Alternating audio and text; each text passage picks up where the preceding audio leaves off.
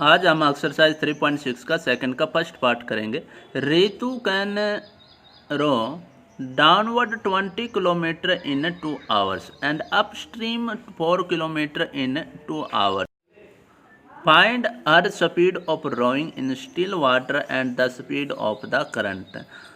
तो रितु जो है डाउन स्ट्रीम में जब बोट वगैरह चला रही है या तैर रही है 20 किलोमीटर इन 2 आवर्स में कवर कर लेती है। जब डाउन स्ट्रीम में वो जा रही है तो 2 घंटे में 20 किलोमीटर की डिस्टेंस ट्रैवल करती है। एंड अपस्ट्रीम जब जाती है तो 4 किलोमीटर इन 2 आवर्स, तो 2 घंटे में कितना जाती है 4 किलोमीटर। तो find her speed of rowing in still water, तो उसकी स्पीड हमें बतानी है तैरने की इन स्टिल वाटर। जब पानी आपका बिल्कुल शांत हो, पानी आपका खड़ा पानी हो, जब बिल्कुल शांत पानी हो उस टाइम उसकी स्पीड कितनी थी।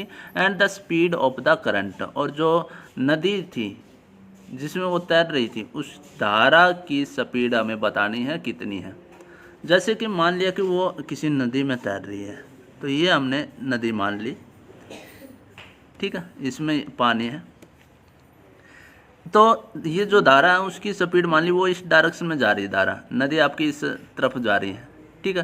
तो ये वाटर हमने मान लिया, ठीक है, नदी की जो धारा है वो इस तरफ जा रही है।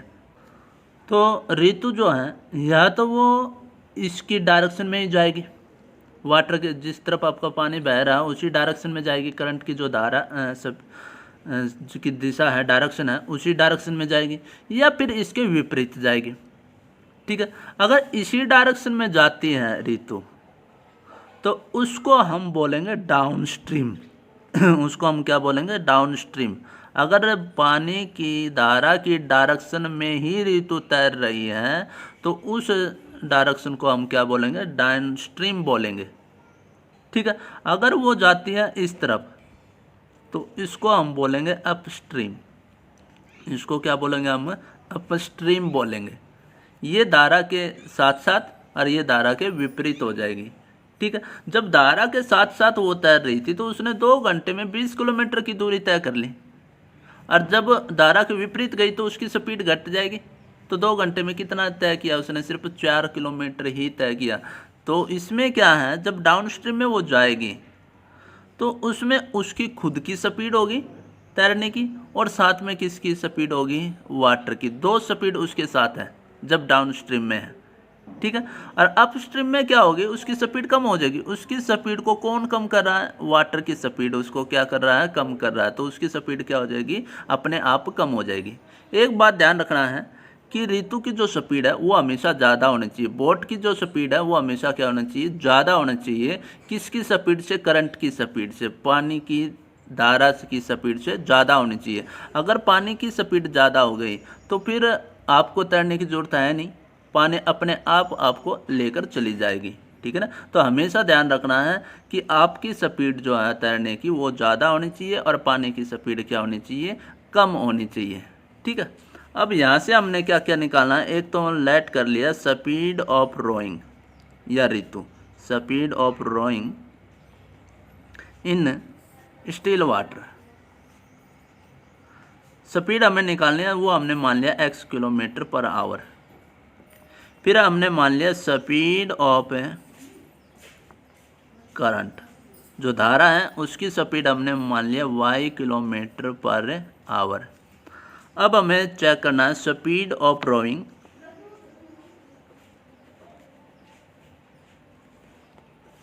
इन downstream. Downstream rowing की जो स्पीड है, तैरने की जो चाल है, वो डाउन स्ट्रीम में क्या हो जाएगी, बढ़ जाएगी, क्योंकि वो धारा के साथ साथ चल रही है। तो ये हो जाएगा x + y kilometre per our, क्योंकि इस डाउन स्ट्रीम में 2 स्पीड आपके साथ है। एक तो रोइंग वो जो तैर रही है, साथ में किसकी स्पीड है, वाटर की स्पीड है, ठीक है ना। दोनों को मिलाकर फिर क्या बना, आपका डाउन स्ट्रीम स्पीड बनी है। उसके बाद है स्पीड ऑफ करंट या speed of rowing in upstream. Upstream में क्या होता है कि उसकी स्पीड कम हो जाएगी। किसकी कम हो जाएगी, रोइंग की, तैरने की। कितनी कम हो जाएगी, जितनी स्पीड से वाटर की आ रही है। तो x - y kilometre per our, ठीक है। तो बड़े में से छोटा, अब बड़ी स्पीड किसकी है, तैरने की है, बोट की है, या ऋतु की स्पीड ज़्यादा है और जो करंट धारा है उसकी स्पीड क्या रहेगी, कम रहेगी। तो बड़े में से छोटा क्या कर दिया हमने, माइनस कर दिया। ठीक है, तो ये आपकी डाउनस्ट्रीम स्पीड रहेगी और ये कौन सी स्पीड रहेगी, आपकी अपस्ट्रीम स्पीड रहेगी। अब उसने क्या किया कि 20 किलोमीटर 2 घंटे में तय कर लिया। 20 किलोमीटर कितने देर में तय किया है, 2 घंटे में तय किया है। तो डिस्टेंस फार्मूला क्या हमारे पास, डिस्टेंस फार्मूला है speed into time, speed into time होता है। अब देखो भाई, जब डाउनस्ट्रीम की बात आ रही है तो उसने कितनी दूरी तय की, 20 किलोमीटर डिस्टेंस ट्रैवल किया।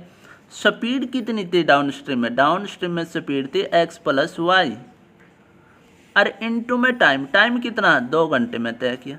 डिस्टेंस का फार्मूला हमने लगाया कि डिस्टेंस कितना 20 किलोमीटर इज इक्वल टू, अब 20 किलोमीटर डाउनस्ट्रीम में हमने ट्रैवल किया है तो डाउनस्ट्रीम की ही हम क्या लेंगे, स्पीड लेंगे। कितना टाइम में ट्रैवल किया, ये 22 आवर्स में ट्रैवल किया, तो इनटू में टाइम कर दिया।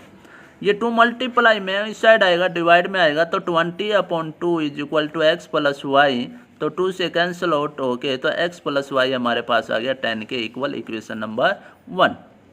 अब फिर से अकॉर्डिंग टू क्वेश्चन क्या कह रहा है कि डिस्टेंस उसने अब की बार कितना ट्रैवल किया है, 4 किलोमीटर ट्रैवल किया है, किसमें, अपस्ट्रीम में, 4 किलोमीटर इन अपस्ट्रीम इक्वल होगा स्पीड। अब अपस्ट्रीम में जितना डिस्टेंस ट्रैवल किया तो अपस्ट्रीम की ही हम क्या लेंगे, स्पीड लेंगे। वो स्पीड कितनी है, x - y, और वो कितनी देर में ट्रैवल की उसने टाइम लिया है 2 आवर्स, इनटू में 2, ये 2 मल्टीप्लाई में इस साइड आएगा तो डिवाइड में, तो 4/2 इक्वल टू x - y, 2 से कैंसिल आउट किया 4 को तो 2 2 जा 4, तो x - y हमारे पास आ गया 2, तो दिस इज इक्वेशन 2। दोनों इक्वेशन को हम सोल्व करते हैं तो x + y is equal to 10 equation number 1 and x - y is equal to 2 equation number 2। तो y से y हमारा कैंसिल आउट, तो 2x इज इक्वल टू 10 + 2 कितना हो गया 12, तो x is equal to 12/2 cancel out होके 6, तो x की वैल्यू आ गई 6, x की वैल्यू कितनी आ गई 6।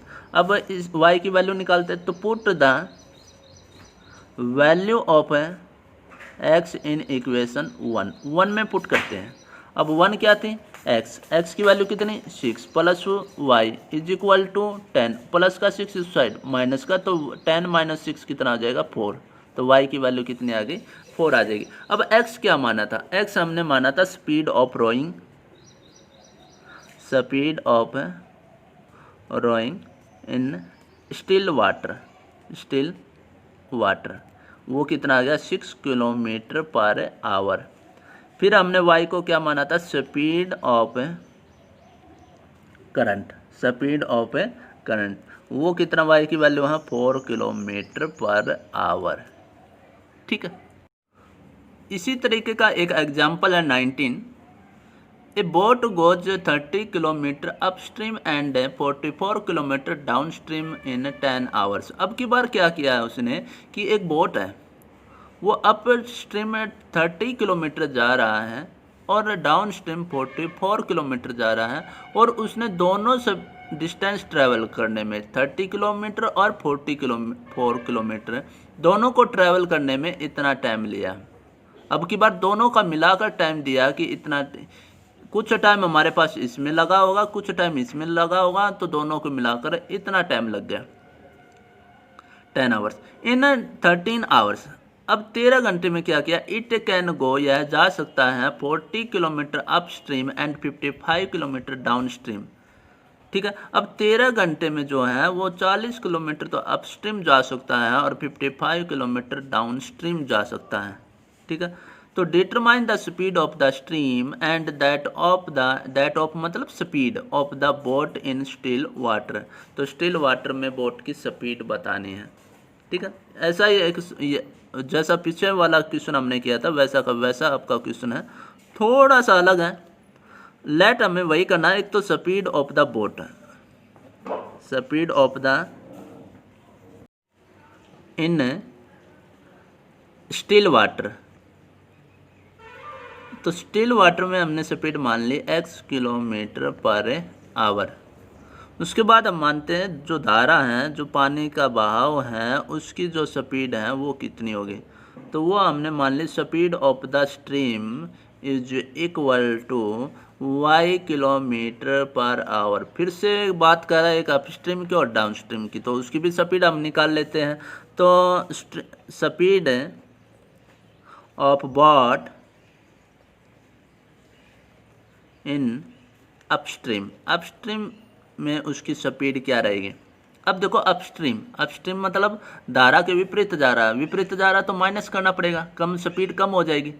तो बड़े में से छोटा, अब बड़ा को इसकी होगी, बोट की स्पीड ज़्यादा होनी चाहिए और धारा की स्पीड कम होनी चाहिए। बोट की स्पीड कितनी है, x है, तो ये ज़्यादा होनी चाहिए, और स्ट्रीम की स्पीड क्या है, y, ये कम होनी चाहिए।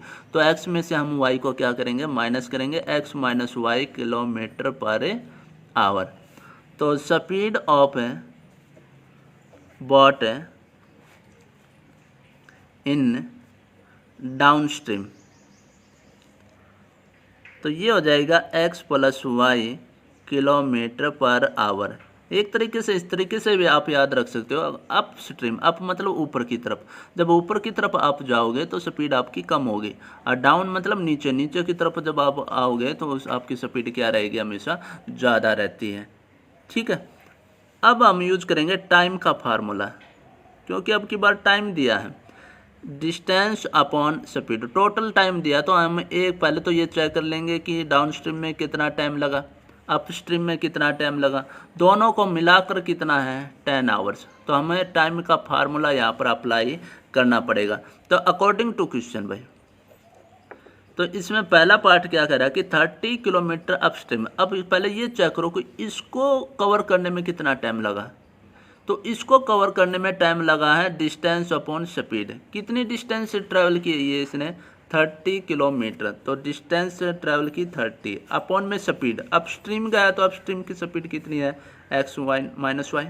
इसमें कुछ ये टाइम लग गया, इतना किलोमीटर ट्रैवल करने में उसको इतना टाइम लग गया। फिर डाउन स्ट्रीम गया, डाउन स्ट्रीम कितना गया डिस्टेंस, 44 किलोमीटर, 44 किलोमीटर अपॉन में डाउन स्ट्रीम की स्पीड, स्पीड अपॉन में क्या है, स्पीड, स्पीड कितनी है, x plus y, x plus y. अब अपस्ट्रीम में इतना टाइम, डाउन स्ट्रीम में इतना टाइम, कुल मिलाकर टाइम कितना लगा उसको, 10 आवर्स लगे। तो इसको हम क्या कर देंगे, ऐड कर देंगे, कुल मिलाकर टाइम कितना लग गया उसको, 10 आवर्स। ठीक है, तो ये इक्वेशन बन गई 1। उसके बाद कह रहा है कि दूसरी कंडीशन है कि अब की बार 13 आवर्स लगे, कितने घंटे लगे, 13 घंटे लगे। कब, जब 40 किलोमीटर अपस्ट्रीम गया। तो अब अपस्ट्रीम में हम चेक कर लेते कितना टाइम लगा। तो 40 अपॉन अपस्ट्रीम की speed x minus y, plus में डाउन स्ट्रीम गया 55 किलोमीटर अपॉन डाउन स्ट्रीम की स्पीड है x प्लस वाई, और कुल मिलाकर टाइम लगा है 13 आवर्स। ये इक्वेशन है सेकंड, इक्वेशन नंबर सेकंड। तो इस तरीके के क्वेश्चन आपने पिछले वीडियो में भी किए थे। तो हम क्या करेंगे, इसमें लेट करेंगे कि a is equal to 1 upon हम मानते थे, और b is equal to 1 upon, अब a अपॉन क्या मानोगे, अब डिवाइड में देख लो क्या कॉमन है, x माइनस वाई और x प्लस वाई, इसको यहाँ यूज करेंगे। तो 30a plus 44b is equal to 10, और ये 40a प्लस में 55b और इज इक्वल टू 13। अब इन दोनों इक्वेशन को हमें करना है सोल्व। सोल्व करने के लिए हमें इसके कोफिशिएंट इक्वल बनाने हैं। कोफिशिएंट इक्वल करने के लिए इसको अगर मैं 4 से मल्टीप्लाई करता हूँ तो 120 देगा, इसको 3 से मल्टीप्लाई करता हूँ तो 120 देगा। तो multiply equation third by 4 and equation 4 by 3। तो 4 से जब इसको मल्टीप्लाई किया तो 120a प्लस में 4 से मल्टीप्लाई किया तो 176b इज इक्वल टू 40। इसको 3 से मल्टीप्लाई किया तो 120a प्लस में 3 से मल्टीप्लाई किया तो 165b इज इक्वल टू 39। दोनों को सब्ट्रैक्ट किया, कैंसिल आउट, इसमें से इसको सब्ट्रैक्ट किया तो 11b और ये आ जाएगा 1, तो b इज इक्वल टू 1/11, तो b की वैल्यू आ गई 1/11। अब हमें निकालनी है a की वैल्यू, तो इस वैल्यू को इक्वेशन नंबर 1 में हम क्या कर देंगे, पुट कर देंगे b की वैल्यू को। तो put the value of b in equation third में पुट करते हैं, तो 30a प्लस में 44 इंटू बी की वैल्यू 1/11 इज इक्वल टू 10। 11 से कैंसिल आउट 4, तो 30a प्लस का 4 इज इक्वल टू 10, तो 30a प्लस 10 माइनस 4, प्लस का 4 उस साइड गया, तो 30a इज इक्वल टू 6, तो a 30 मल्टीप्लाई में उस साइड गया तो डिवाइड में, तो 30 आ जाएगा डिवाइड में, तो 1/5, तो a की वैल्यू क्या आ गई 1/5। अब a हमने माना था 1/x माइनस वाई, तो a की वैल्यू 1/, b हमने माना था 1/x प्लस वाई और वो आया था 1/11। Cross multiply x minus 1 y की 1 के साथ, 5 1 जा 5, ये इक्वेशन हमने फिफ्थ मान ली, और x प्लस वाई की 1 के साथ और 11 1 जा 11 इक्वेशन नंबर 6। तो दोनों इक्वेशन को सोल्व करते हैं। एक तो x minus y is equal to 5 equation number 5, और x plus y is equal to 11 is equation number 6 है। तो 2x इज इक्वल टू 16, तो x की वैल्यू कितनी आ गई 8। तो put the value of x in equation, किस में पुट करनी, फिफ्थ में पुट कर दे या सिक्स्थ में, तो सिक्स्थ में पुट कर देते हैं। तो सिक्स्थ में क्या x की वैल्यू है 8, प्लस में y is equal to 11, plus का 8 उस साइड माइनस में, तो y इज इक्वल टू 3। तो x हमने क्या माना था, speed of boat, speed of boat in still water, तो वो कितना हमारे पास 8 किलोमीटर पर आवर। उसके बाद स्पीड ऑफ करंट जो कि y की वैल्यू है और वो आया 3 किलोमीटर पर आवर। ठीक है।